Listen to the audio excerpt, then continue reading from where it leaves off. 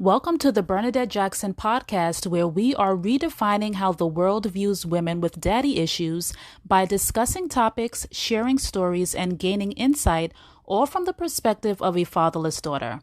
I'm your host, Bernadette, the creator of Her Way. Today on Storytime, we have Luverta Reames, who is a book editor, proofreader, writing coach, and the host of Millennials Revealed, a podcast centered around millennials in the 7 spheres of influence: arts and entertainment, media, government, family, education, business, and religion. She explores topics around growth, confidence, relationship, community, and accountability, to name a few. Her latest achievement is being a co-author of the book, Shh, Why Didn't No One Tell Me? The Story of Fatherless Daughters. In the book, she, along with 7 other women, had the privilege of sharing their stories of fatherlessness. Hi, Luverta. It's so nice to have you on. How are you? I am doing well. How are you? I'm good. I'm excited to have you here. I'm excited to be on with you. Thank you for this honor. Oh, definitely. I heard a little bit about your story, but I'm going to ask you to just let us know a little bit about who you are, because I really believe that my audience is going to benefit from your story. Great. Well, my name is Luverta. I am an editor. I am an author now, which is really, really interesting to say. That's awesome. Yeah, I'm excited. I'm an editor. I'm an author. I'm a proofreader. I love working with women and Christians to share their story, whether it's through a book or through a blog or through other platforms. Absolutely love everything: editing, writing, reading, kind of that creative, artistic expression. Absolutely love it. The author in me, I co-authored a book. It's called Shush, Why Didn't No One Tell Me? The Story of Fatherless Daughters. Oh, boy. I literally just got it in the mail maybe 2 days ago, so I'm super, super excited to actually, you and I are the first ones to see it. Oh! To anyone else, I literally opened it. It was like, oh my goodness, I need to set some time apart to, celebrate. Yeah. So how are you going to celebrate the fact that you're a newly minted co-author?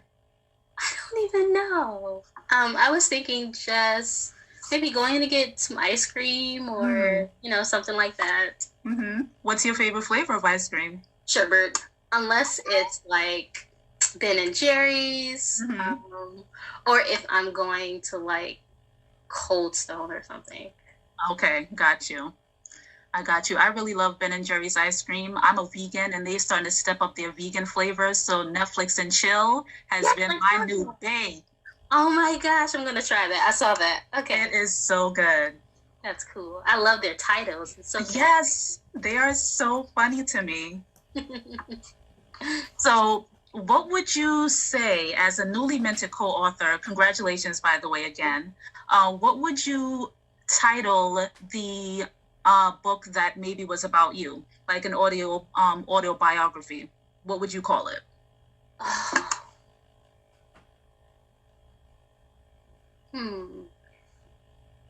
Musings of an Introvert or something like that. Okay. I know I would pick that book up because I'm an introvert too. I love hearing about other introverts because people swear up and down that, we don't really do much and we're not impactful. We just try to stay in the background, but that's not it at all. So I love hearing about stories of introverts and the things that they've done. Man. So what would you say is the number one thing that you can't wait to do when outside is truly open again? I'll travel someplace warm. Yeah, where would you go?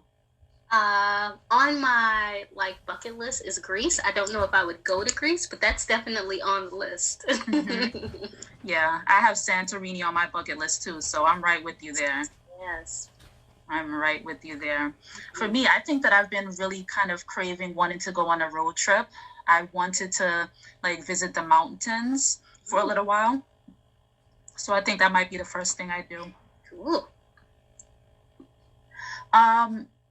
When would you say that you realized that you were a fatherless daughter? I would say that I first realized that, and it wasn't the term that I ever used. So it wasn't until this book project that I was like, oh, well, maybe that's what the term is. Yeah. I was just like, I'm a daughter whose father was deceased, you know? Yeah. That was kind of it. He died, and now I don't have a natural father. Mm-hmm. So you would say then, when thinking about it, that you acknowledged it after he passed away, that he just was no longer there and you were a fatherless daughter. But Yeah. Before that, what was your relationship like with him? I didn't really have one. Like I knew he lived in another state. I knew he lived in Wisconsin while we lived in Illinois. And for a period of time, my sister lived in Wisconsin, so she would call me if she, saw him, or if they were in communication for a short period of time. And that was basically it. He was just this man that was alive that I knew was my father, who lived in a different state and who was an alcoholic. So then I guess we could say that you were a fatherless daughter even before he passed away, because he wasn't physically there, he wasn't emotionally there, and then he just passed, and then that really was the end of any kind of maybe opportunity for you to build something if he had wanted to, and if, you were available as well. Would you say that? Yeah, I would say that. I would say that when I first heard the term, I was like, oof, that sounds rough. Like, that sounds really rough. And so I never equated it until he passed away. And then when he passed away, I was like, well, okay, well, I guess I'm a fatherless daughter because he's not alive. It was no other thought to it. It was just like, he's not alive, so this makes me fatherless. Yeah. And it's so funny because a lot of people, I don't think that they realize that you can still feel like you're fatherless even if your father is in the home, if he is not emotionally available, and if he doesn't make any strides to have a relationship with you, or to cover you in the way that fathers should, or to really show you the type of relationship that you should be having with a man through the example that he sets for you. It's kind of interesting to me when I speak to women and they realize, like, all this time, the issues that they've been having were because they didn't have the emotional connection with their father, even though he lived there. And that it had then trickled over into a lot of their relationships, not even romantic partners, but just like in the types of friends that they choose, their relationships at work, or how they even show up in the world. So it's something that I really like talking about with different people who have experienced fatherlessness in different ways, because our experiences are so varied, even though we have a lot of the same commonalities. And when people start to realize that what they have experienced is in fact fatherlessness, it kind of now wakes them up to be able to do things differently in their relationships, sometimes as a parent, but also just in how, they relate to their romantic partners. So it's so interesting. Like the topic is really just so wide and broad.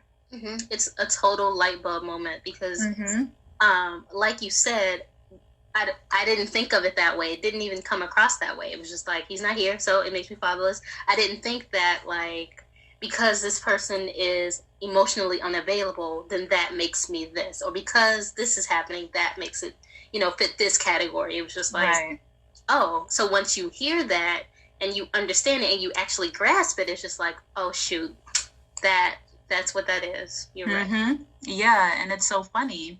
So in terms of that, just like the awareness now that, your father was emotionally unavailable, and with the writing down of your story and kind of just like getting it out there, would you say that your father loss has affected you emotionally in relationships? Oh, absolutely. Absolutely.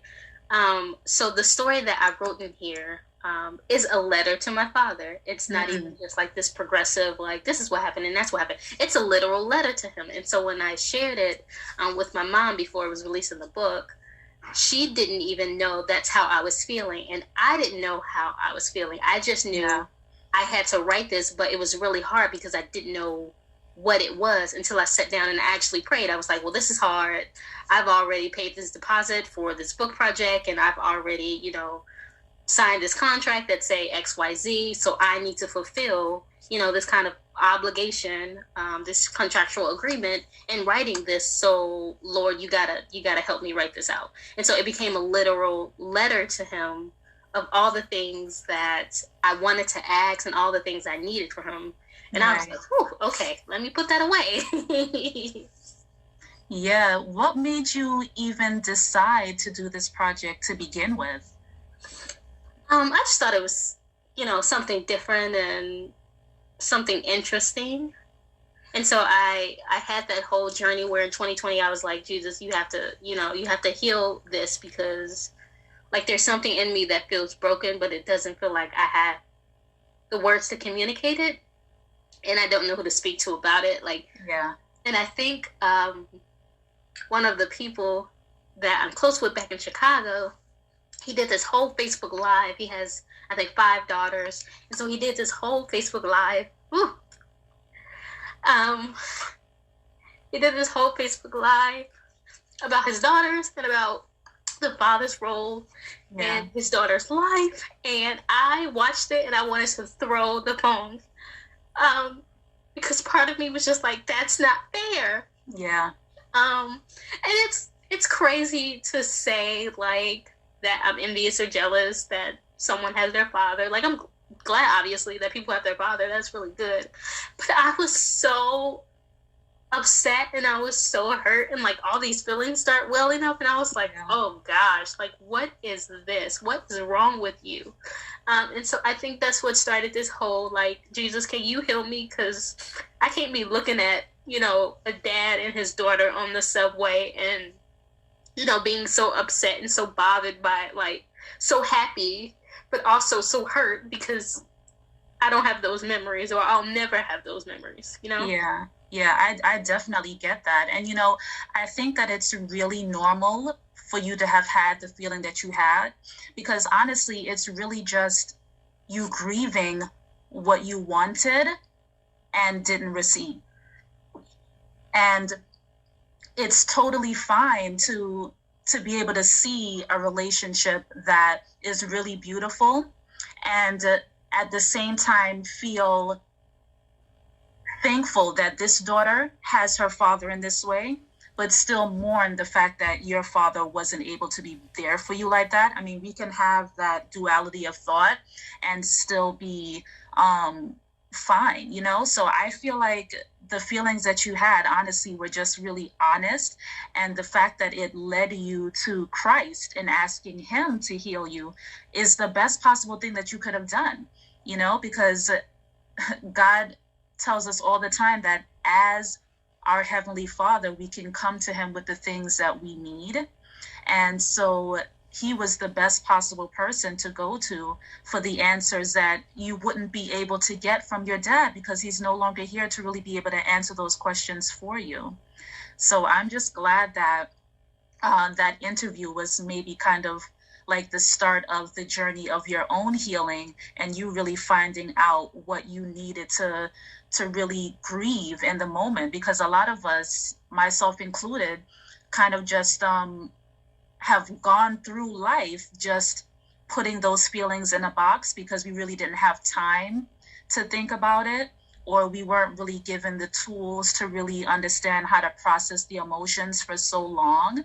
And so, when you finally give yourself permission to do that, you just have to just go through the feelings however they come, So I honestly, I think that this project was God's way of just really allowing you to see exactly what you needed to see so that you could know how he needed to heal you and what areas you needed to work on. So I'm really, actually excited that this book is coming out and that it's kind of been cathartic for you, because now, you have it to look back on. And when you're looking at yourself 3 years, 4 years down the road, and you're in a completely different place, and you crack open this book and you see where things started. It's like, wow, man, like, God really brought me through, So I'm excited for you, honestly. Thank you. You're welcome. What would you say is the moment where you decided that you didn't want to let your childhood trauma affect you in relationships anymore? Would it be the story of the man talking about his relationship with his daughters, or was it something else? Maybe before or after that? I think that was the catalyst for me to be like, well, maybe I should talk to God, because I feel kind of ripped off. Mm-hmm. Because I don't have, this. Right. And I won't have this, and I won't have the father walking me down the aisle, and I won't have, the grandfather to my children, and I won't have, blah, blah, blah. So I think that was the catalyst for the healing to start, because I didn't like that feeling. I didn't like how much pain came out of that. And I was like, I should probably do something about that. Well, what do you think, like, if you can remember, what was the first thing that you did after you decided that, something needed to be done? I don't think I did anything, because I was like, well, what do I do? And so I just prayed that God would provide avenues for me to just get healing some kind of way.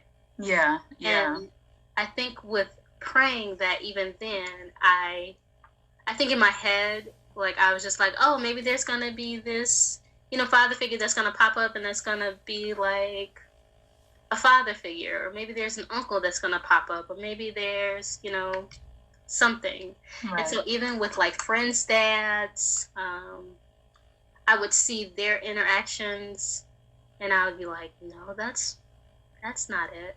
But searching the scripture and finding scriptures about, God being a father or him being a protector, people would tell you, or people have told me, to just meditate on those scriptures where it talks about the attributes of God as a father or protector, or, something like this.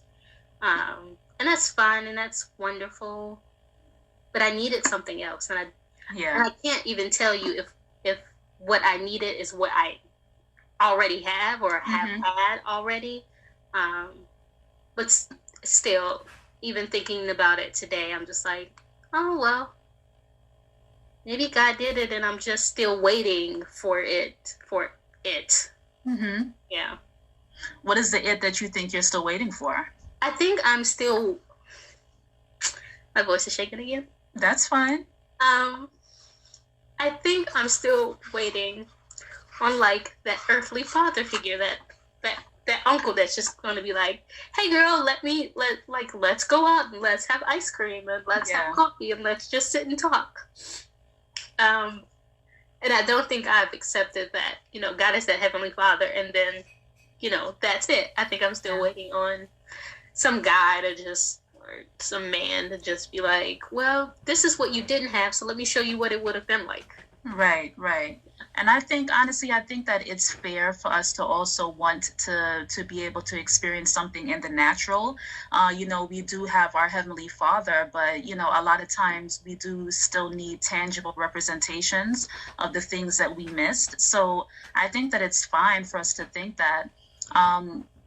Do you have relationships with maybe like uncles or like male mentors that you can go to now that maybe you could have asked to even like spend time with? Not even so much phrasing it as, well, I'd like to experience a father-daughter relationship, but just like, cultivating a relationship that might be able to give you a glimpse into what that's like. I think I did when I lived in Chicago. Like, there were plenty of leaders, my grandmother had 15 kids, so there were plenty of uncles. Oh, yeah.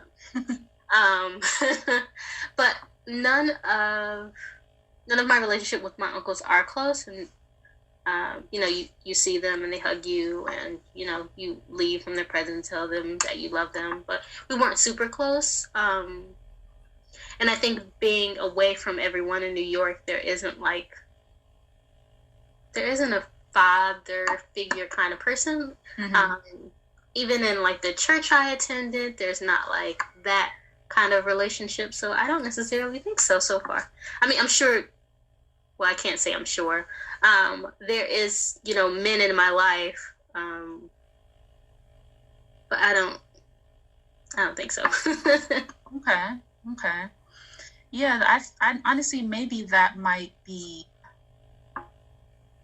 what your next prayer should be. Like if you feel like it's really what you need, like right now, or what you think is missing, I would honestly just ask God to either open your eyes to who's already in your life that can, have that type of relationship with you, or to, introduce you to someone who may be able to do that for you. I think you would probably benefit from that type of relationship. Well, I know that you said earlier that, with the letter that you wrote to your father in the book, that you had asked some questions to him. What are some of those questions? I'm kind of curious. Oh, well.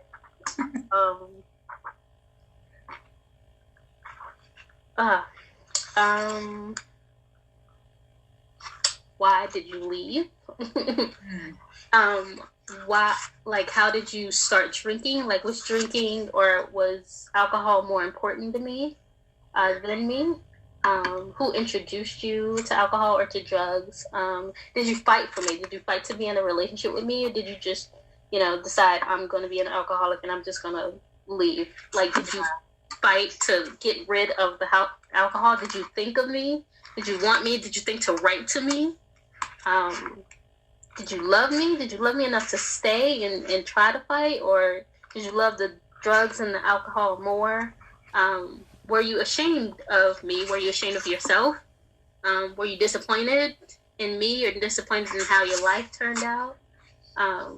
Were you unsure of how to build a relationship with me?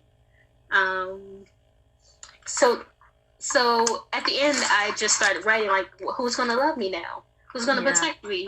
Who's going to defend me? Who's going to hug me? Who's going to care for me? Who's going to walk me down the aisle? Like, all of those kind of questions. Like, who's going to call me pretty? Who's going to validate me? Who's going to affirm me? Like, yeah.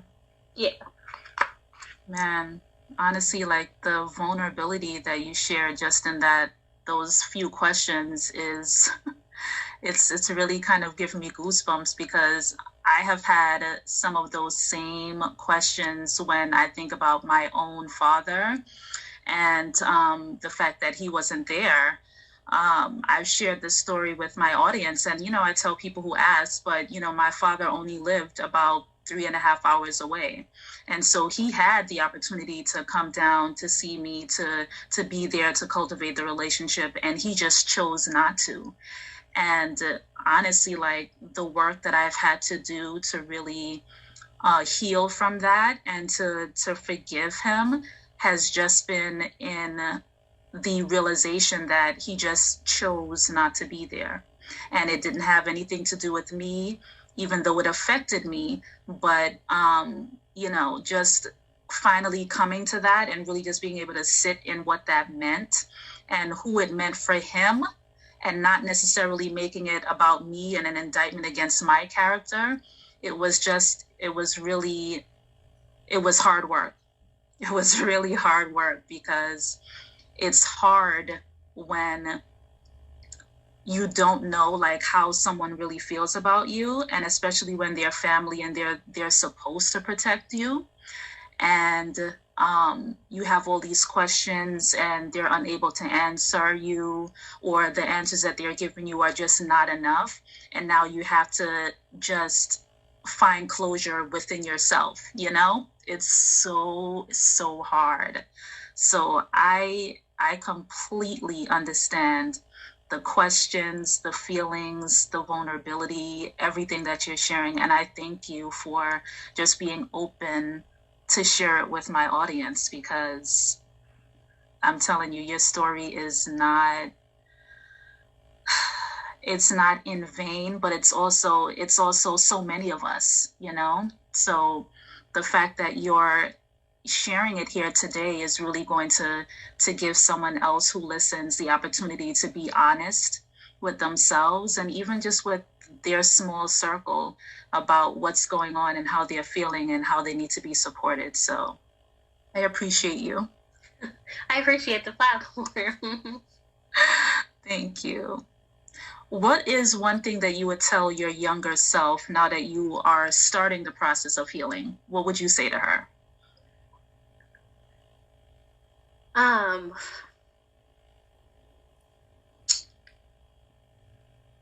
I would say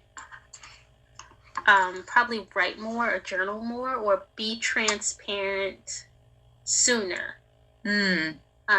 So there's been a lot of times where I've had some sort of feeling or some sort of, it's not fair, but then I would stuff it down and be like, well, at least I'm alive, or at least, you try to combat it with something else. So even if I see a daddy daughter and I'm like, oh, that's not fair.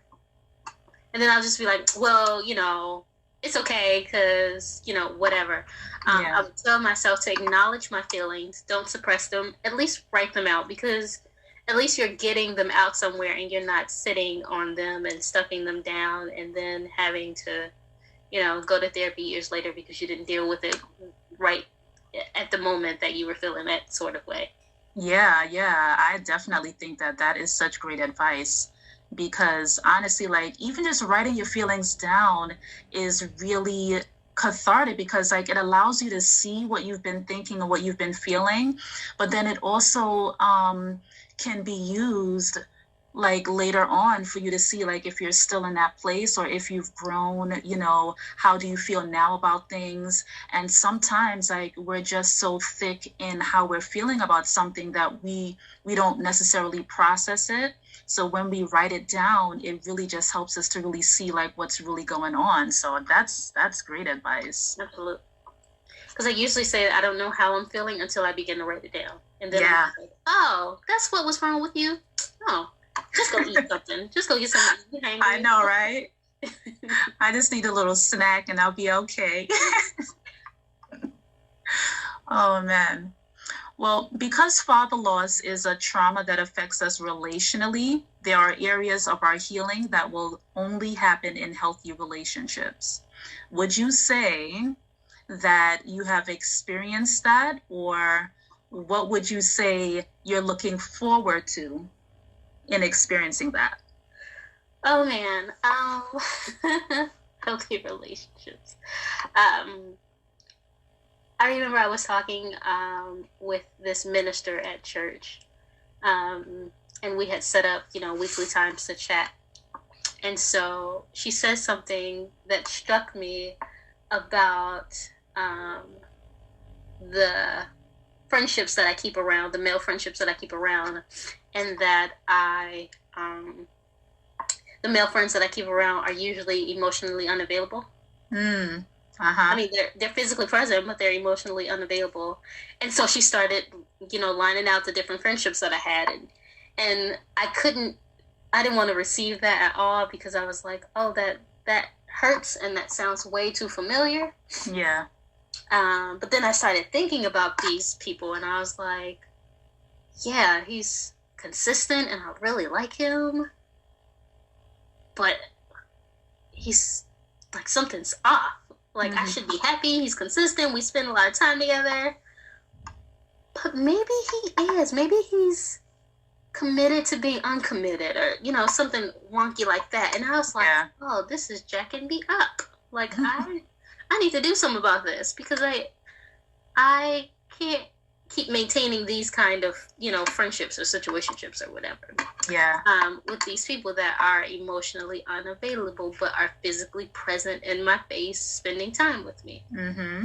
So that has been really interesting for me. And even in communicating with like male cousins or, uncles, I really have a hard time articulating how I feel with like even male cousins. Like, I can remember when I was younger, I really wanted to tell my cousin I loved him. So like I like yelled it and ran out the room and ran into another room and slammed the door. Yeah. Like, what was that? Like, what kind of childish silliness is that? So I have had interesting dynamics when it comes to men and friendships and, kind of closeness or intimacy or whatever, and communicating how I feel.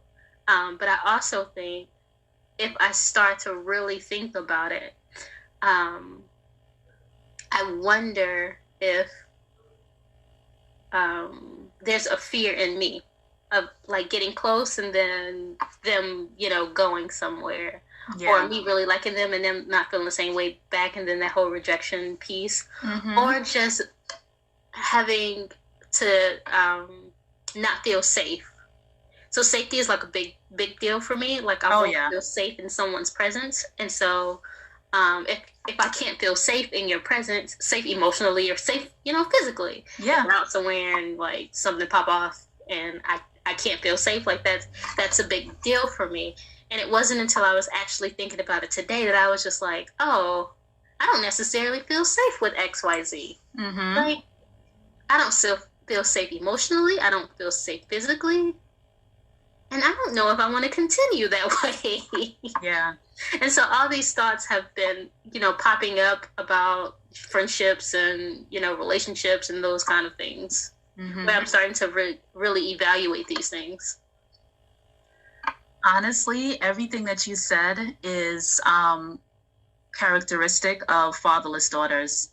Every single thing that you said, from the friendships that you have being with men who are emotionally unavailable, to not feeling safe in the relationships, to the fear of rejection and abandonment. And so you don't really sit in who you are authentically or even voice how you feel and what you need.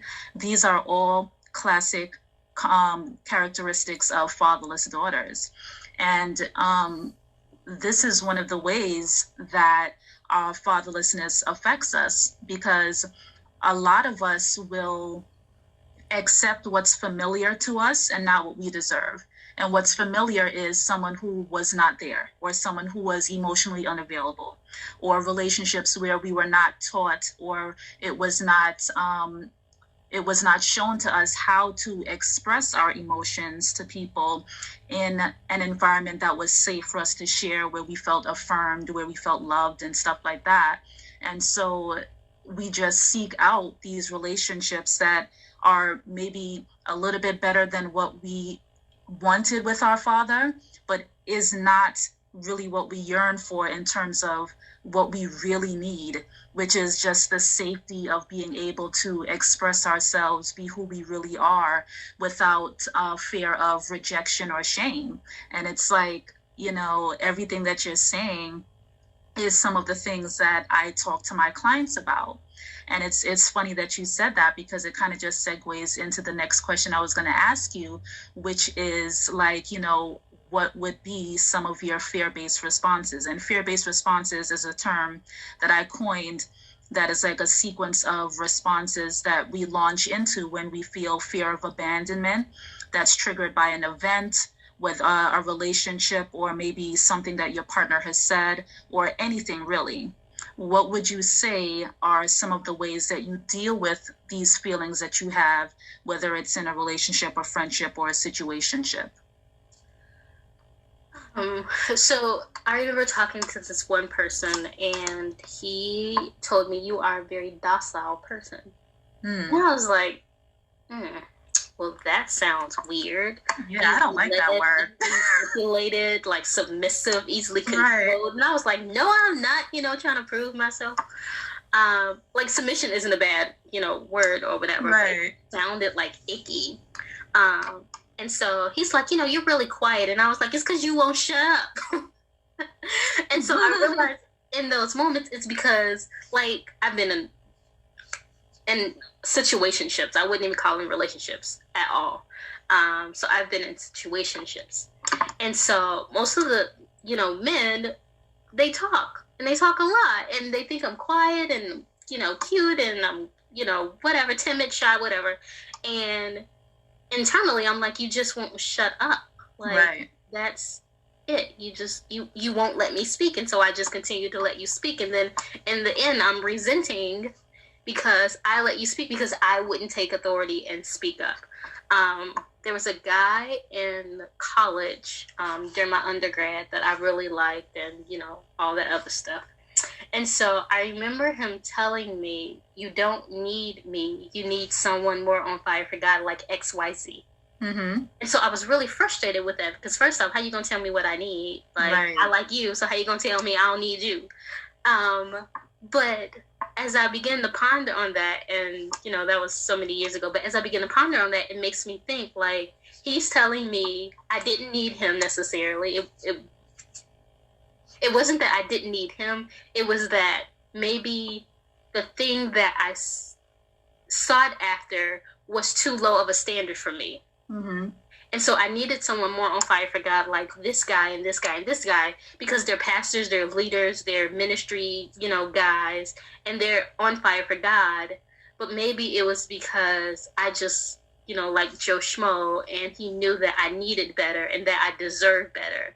And Right. within me, I didn't really know that, or I didn't, I wanted what I wanted at the time, and I wasn't concerned about, oh, I need better or I deserve better, when he was, just fine in my eyes. Yeah. So that was another situation that I still hold on to dearly because I, look at people or I look at, friendships or evolving friendship, and I'm like, do I deserve better? I probably deserve better. Like, oh, here it is. He's talking too much again. Maybe I should assert myself, communicate more, be open, be vulnerable, be transparent, and let him know, hey, this is how I'm feeling right now. It's not that I'm mute and I'm quiet and I'm timid and Yeah. I'm docile. This is how I'm really feeling, and be open to communicate how I really feel. Yeah. I honestly, I think that is really where it all begins. It's just finding the courage to really just be open about what we need in the moment, and not just sitting back and allowing the situation to evolve without our input, because we're just happy that someone has taken interest in us.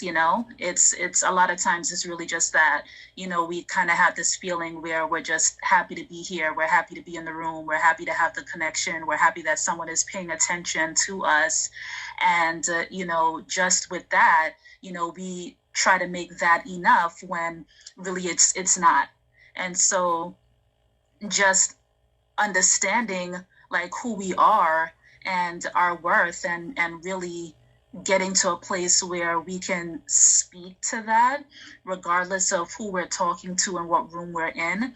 Honestly, it's a game changer, and it just comes with continuing to be consistent and present in your healing. The more you step into that and you lean into that, the more you'll start to really feel like who you are is enough, and what you need is important, and it needs to be prioritized as much as this person that I'm talking to who's interested in me. And if it's not, then this is not where I need to be, it's just, it becomes a game changer, honestly. Absolutely. How would you say that your lived experience has influenced what you do now in terms of maybe your line of work or in any other way?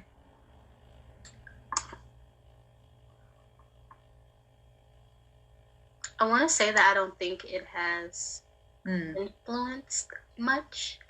I can say that there was a period of time within the last 3 years that I wanted to prove myself, prove that I was worthy, prove that I was valuable, prove that I was someone worthy to be loved. And I sought validation. I sought affirmation from a certain group of people. And when they didn't give it, I felt rejected.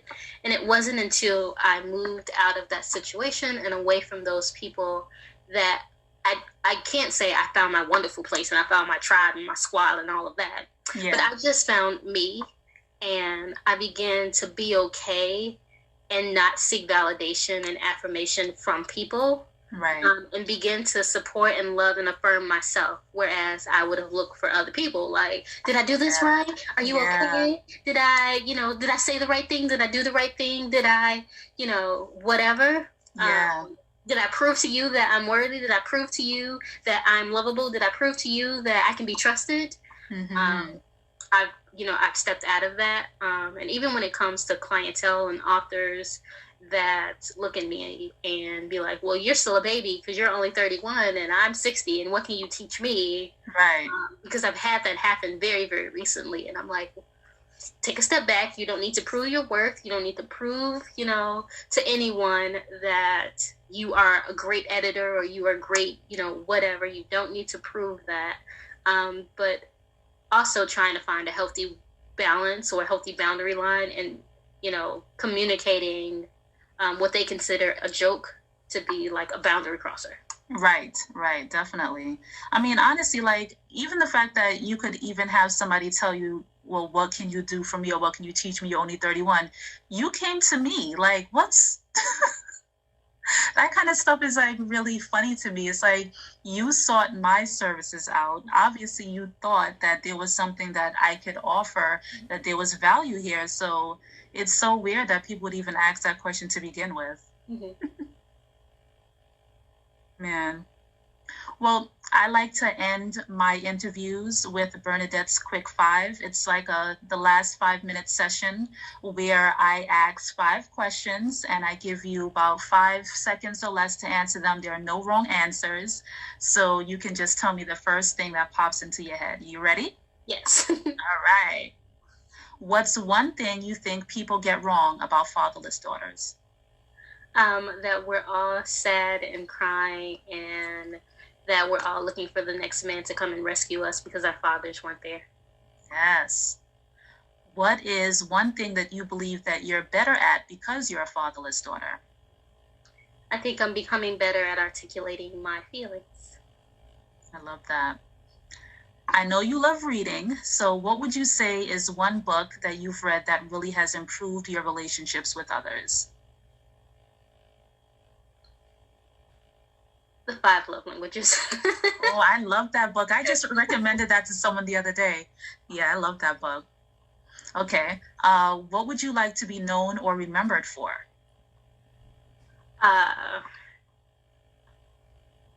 Always being willing to be transparent and always having a word of advice or scripture on hand. Oh, yeah. And then this last one is a fill in the blank. So my name is blank and my father loss does not define me because. My name is Luverta and my father loss does not define me because I am learning to accept the things I cannot control. I love that. I love that. I mean, I really love that so much because, like, that's really a thing that we struggle with, that control. And the freedom, when we realize that we don't need to do that anymore, it is life-changing. Luverta, I really enjoyed this conversation with you. Where can people find you? I'm on Facebook, Luverta Reames. I am on Twitter. I have an Instagram page, or 2 pages. One is for my podcast, Millennials Revealed, and the other is for my editing agency, Bookmark Media. Nice. Okay. I will make sure that I add that. Thank you so much for this conversation. I really enjoyed it. Thank you. Bye. Bye. Man, that interview with Luverta really was so transparent. And even just listening to it again, I'm just like, wow, she is me, I am her, she is us. Most of what she said, I feel that most of us can really identify with. She was just so transparent and so raw about how she felt and what she went through and how God had to really reveal things to her. And he did it in such a interesting way that I am just really looking forward to speaking to her again, just to see like where she is and what God has continued to reveal to her. I so enjoyed my interview with her, and I am glad that you guys have tuned in and that you have listened. Let me know in my DMs on IG what your favorite part of her interview was. You can reach me at Bernadette N. Jackson. That's BernadetteNJackson. Hit me up in the DMs. Let me know. Let's talk about it. And as always, I have my Google form where you can let me know what you'd be interested in hearing about, or you can ask your questions that would either appear on a IG post or in the podcast. And that is at BernadetteJackson.com/help. So thank you so much for joining me in this episode. And remember, you deserve